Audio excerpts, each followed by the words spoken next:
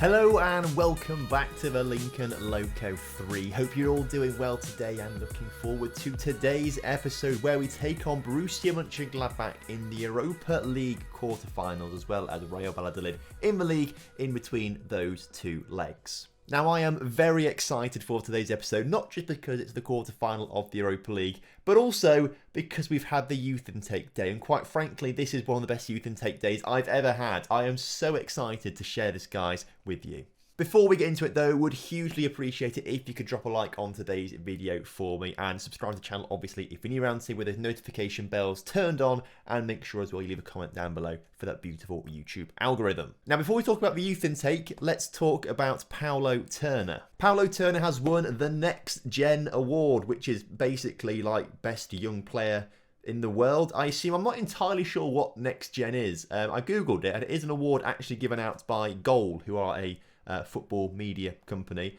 So it is an actual award, and I assume it's for great young players, because some great young players have won this in the past. But Paulo Turner is the champion this year, which is fantastic. So you'll love to see it. Previous winners in real life include Yuri Tielemans, Donnarumma, Justin Kluivert, Jadon Sancho, Rodrigo, Ansu Fati.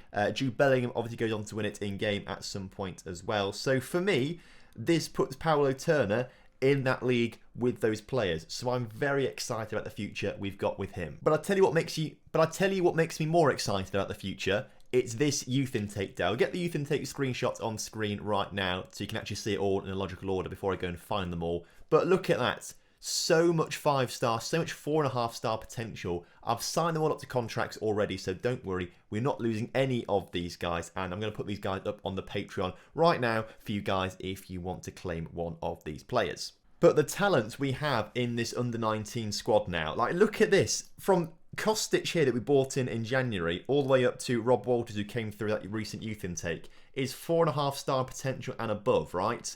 We've got to start getting some of these players into the first team to be tutored and mentored by some of our better players to make sure their personalities are better. Because whilst the great players have come through, like Rob Walters, Conor Moss, etc., etc., they've not got the greatest personalities in the world. Rob Walters is apparently the best potential in terms of this little list right now.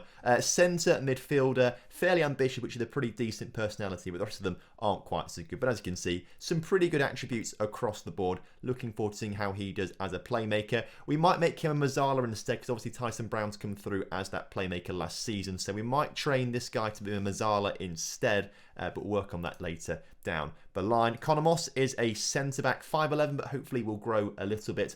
Already up to 11 heading, 12 marking, 11 tackling, which is fantastic for a 15-year-old. His personality, though, is fickle, so again, need to get tutoring on that as soon as possible. And also need to up his passing and a few things like that to make him that ball-playing defender that we like to play with. Ken Mackey has come through as well, a goalkeeper with Scottish nationality as well. Interesting to see who he chooses down the line, but has also some good attributes and a light-hearted personality, so we can improve on that a little bit. We've got another good keeper, Arthur Ackland, who came through a couple of seasons ago. So two really good keepers right now coming through. Fingers crossed we can get those guys playing together nicely and rotate them round, and they'll be the the future after Krenta decides that he's too old at like 24 years old, and these guys will come through. Jeremy Finley came through last season as a striker. I think it might be good to move him to the first team for next season as well. Leon Osborne has just come through, a left back who's got pretty decent crossing and dribbling. If we can improve that, he'd be a really good wing back, and actually we might try and train him to become a complete wing back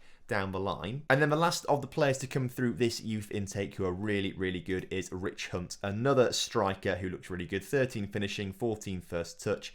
Pace is a little bit low, so we need to work on that a little bit. But for me, looks like a quality player for the future. And I'll also post this as well, but two players that came through the last youth intake as well. Simon Bradbury, a right winger, looking rather good.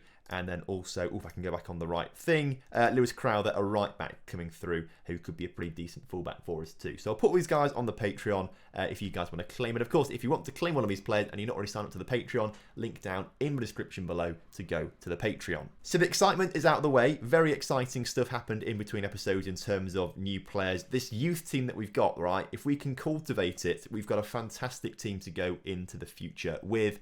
Since you guys were last here in terms of fixtures though, it's not been brilliant. I swapped back to the 4 at the back formation, and we've had 2 draws against 2 teams that we should be beating. Leganés were bottom of the table, and Granada were not much above them, and we've been undone in both those games. A 1-1 draw against Leganés, unfortunately a penalty scored for them late on, and then we conceded late on against Granada as well after Gisk scored in the 2nd minute. So the 4-2-3-1 not working particularly well. Today we'll go back to the 5 at the back formation, and hopefully it'll work out nicely for us. So this is the team heading into the first of today's 2 games against Borussia Mönchengladbach. The home leg first, so we need to be winning this one and not conceding goals. Krenta starts in goal with a backline of Hannesson, Eriksson and Araya. Stransky and Terziev start in the wing-back roles with Tyson Brown and Catania just in front of them. Just in front of those guys is Ferdinand in the attacking midfield, with Gisk and Sione just in front. They've got 60 goals to their name now, 60 goals to their name. They started off yesterday's episode with 50 goals to their name. They've now got 60 goals to their name, which is mental.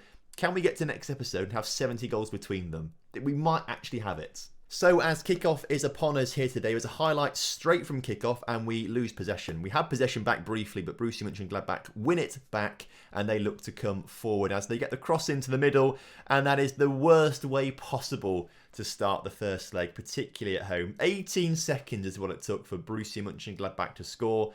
That is not ideal. Remember, this is away goal territory now as well. Borussia Mönchengladbach with that away goal. That is going to be very difficult for us come the second leg if we don't score today. So we need to make sure we get a couple of goals under our belt. It's a bit of a mouthful saying Borussia Mönchengladbach every single time, but even shortening it to Mönchengladbach is still quite a mouthful to say. And if I think if I say Borussia, that can apply to a lot of different German teams, right? So BM is I might call them that for the rest of today's episode. BM as they get themselves on the ball. Come on, I've reminded myself now of Brooklyn Nine-Nine when what's he called? How did I forget this? Boyle. Spoilers if you've not seen it, but Boyle refers to best man as BM, and I'm now thinking of Boyle. That's all I'm thinking about. Is Gisk gets the ball behind the BM defence into the middle. Adrissa Ferdinand steps up, gets his noggin on it, gets his 6th of the season, and brings us back on level terms. Brooklyn Nine-Nine is probably the best TV show I've ever seen. Like, as much as I love things like Game of Thrones and I've really enjoyed stuff like that in the past, for me, I think the best show I've ever watched is Brooklyn Nine-Nine. And the best striker I've ever had, not quite, is Kenneth Gisk. I think Sione is probably a bit better than Kenneth Gisk, but I love him. He's got us back in front in this game. So after an early setback, we're back in front, obviously, which is fantastic. But do remember that one away goal for BM could be crucial come the second leg. Hopefully, they don't get any more, but there is a free kick right now for Borussia Mönchengladbach as they get the ball out wide. Who was marking him? Luckily, Krenta makes a good save. Krenta, by the way, has just made his first ever appearance for Serbia. I thought he'd made them already, but he hadn't. He's just got himself into the Serbian national team and hopefully is their first choice keeper, which is very, very good for us because you want to have an international keeper as your keeper because that means he's doing something right, obviously. Unless it's a Gibraltar keeper, that's probably not ideal because obviously Gibraltar aren't particularly good. But we did have Anthony Ward, obviously he's very, very good. Gone to play in France right now, hasn't he? So he's having a great time over there playing in France. Maybe one day we can bring him back home as a backup keeper or something like that. But as Gisk comes forward, Gisk gets another. You love to see it. This is what I don't quite understand, right? We couldn't score a goal. Well, we scored one goal, but we couldn't score more than one goal against bottom of the table Leganés in between episodes. But on episodes right now, we are a free scoring team. Look at this Sione. Go on, lads. 4-1.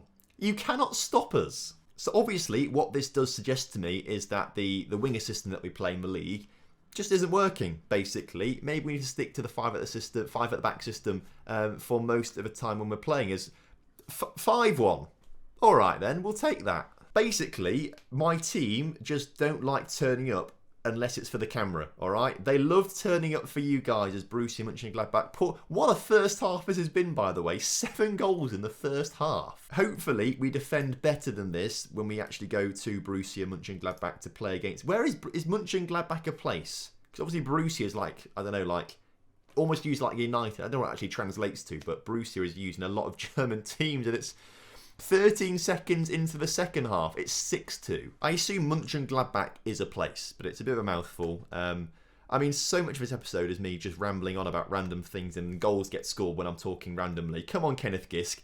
Make it 7-2.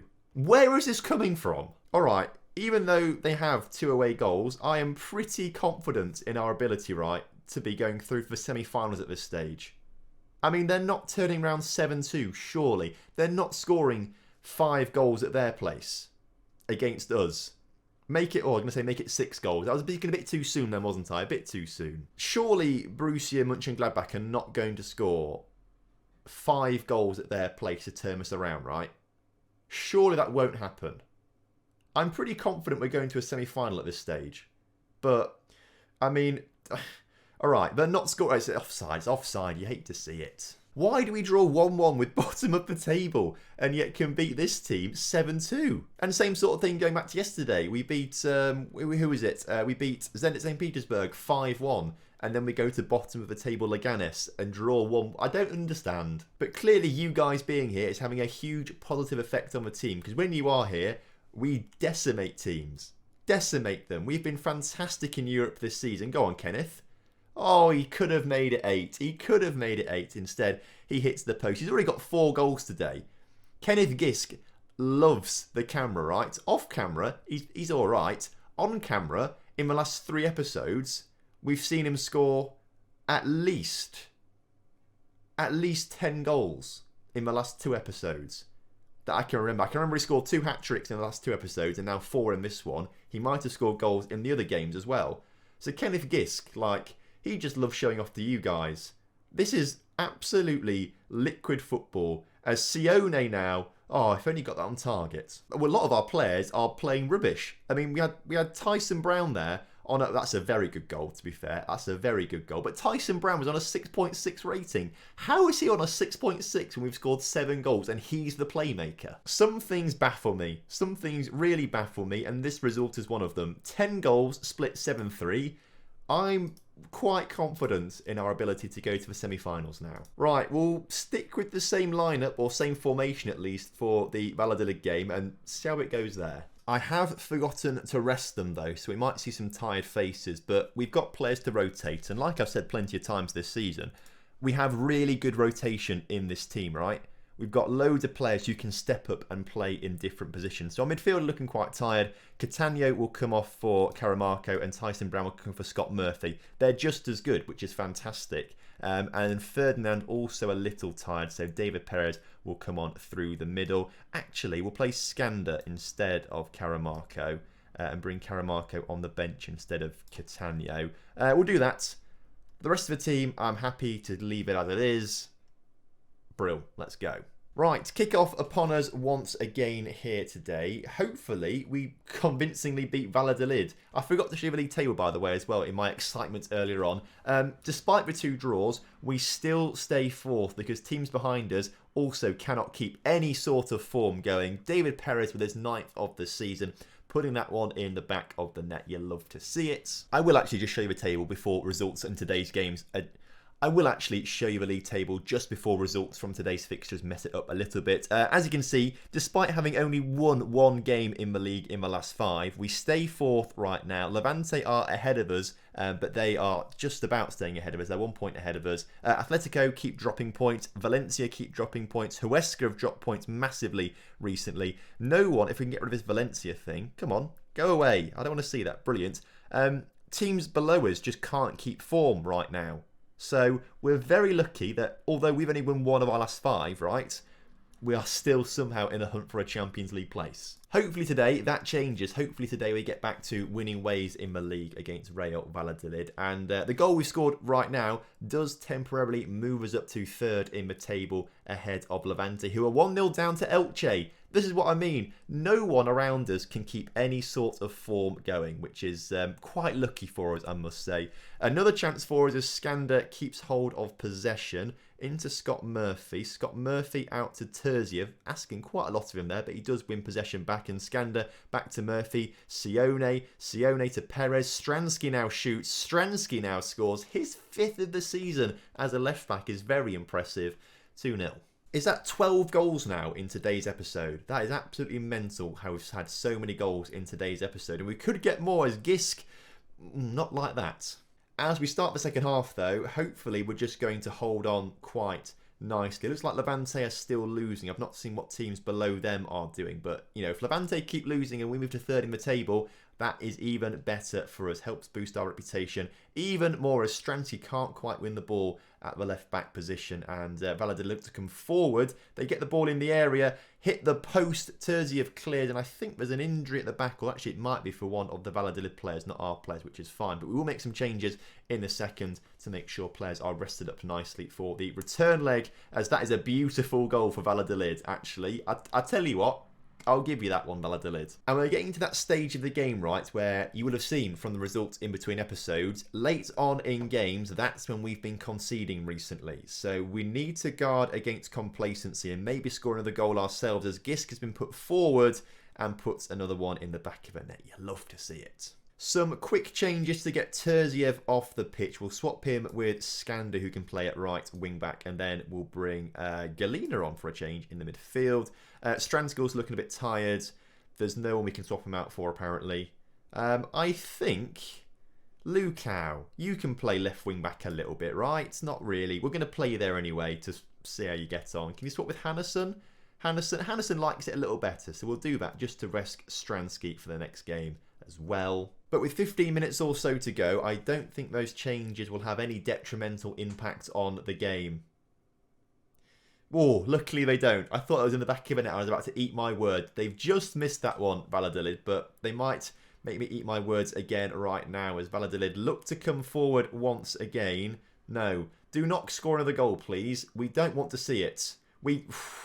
Lucky. We're getting very lucky. But we have just about done enough right now to stay in the lead in this game. As the clock ticks down, one final highlight, hopefully just one final highlight, but it's going to be a Valladolid goal, isn't it?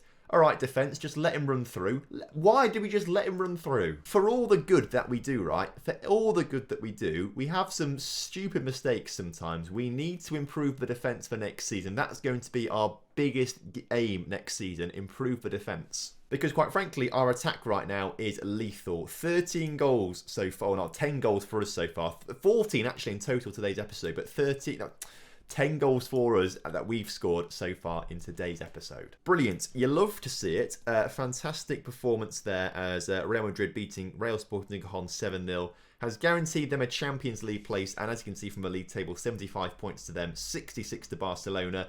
I think it's pretty much also guaranteed them another league title this season. We now have a few days off before we travel to Germany to take on Borussia Mönchengladbach BM, and hopefully we've done enough in the first leg by winning 7-3 to avoid any sort of elimination, and we move through to the semi-finals. I don't think we need to be making big changes to the lineups again or anything like that, because we're playing well, we're playing fluidly, we're doing fantastically. We're also 5th in the table when it comes to making money profit.